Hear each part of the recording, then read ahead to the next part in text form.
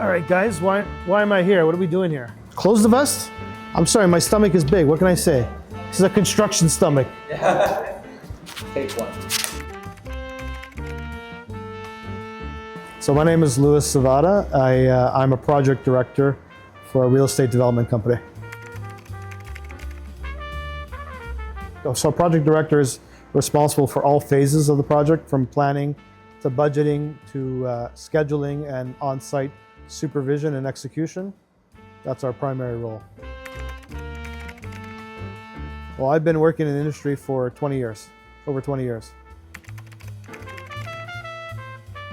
So to get into this field of this industry, a variety of different backgrounds are typically found. Architecture and engineering from an educational standpoint with some project management experience. And then of course, just on-site experience is also critical.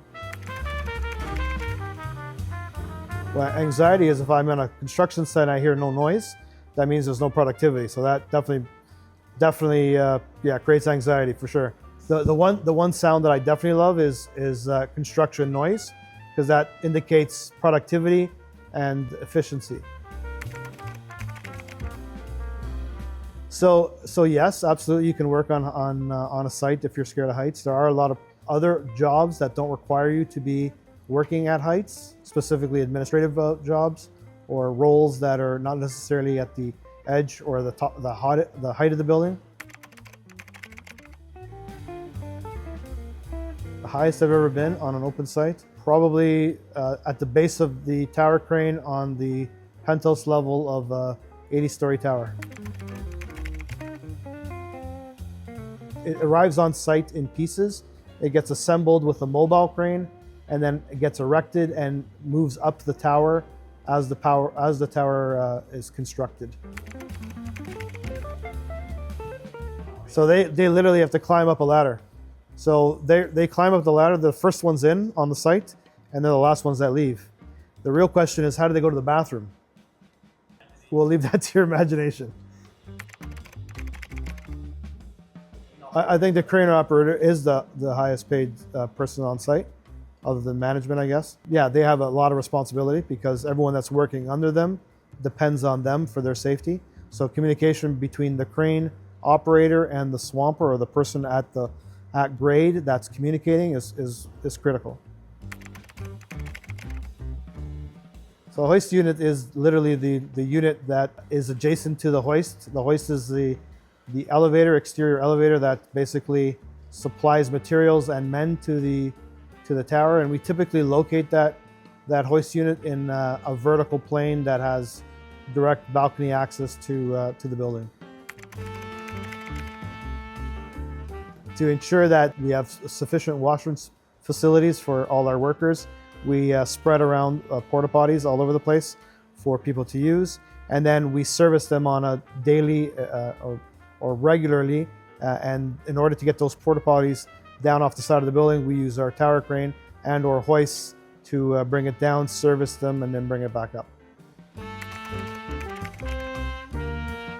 If there's one material that I would use forever, it'd be concrete. You know, it's durable, it's strong, it's fire resistant. Yeah, it's ideal. Part of our safety protocol, part of the requirements of getting a building occupied, we have to test the standpipe system, the fire life safety system, and part of that process is ensuring that the standpipe has sufficient pressure at the most remote location, and that's typically at the top of a tall building, and that's why you'll see a time during our testing process we're spraying water over the side of the building. That's on purpose, not by accident. Yeah, so there's a variety of methods. I mean, cell phones one way, but for the most part, construction walkie-talkies are how people communicate, how the trades talk amongst each other, and staff, in fact, especially when you're below grade.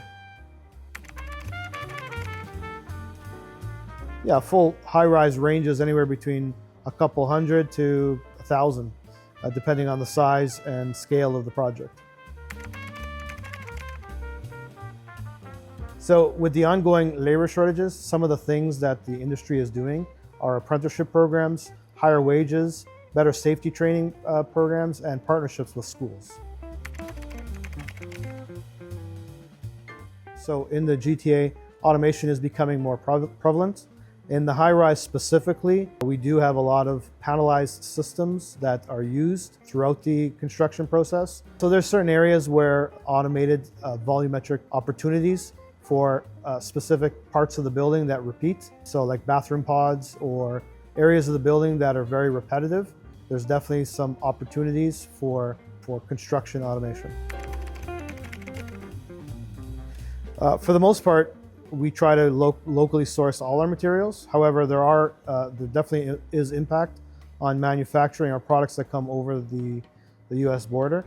But again, we try to plan and source things as locally as possible. Concrete and steel and lumber are all local materials that we can source here. And as the industry grows in terms of self-reliance, it's going to only get better.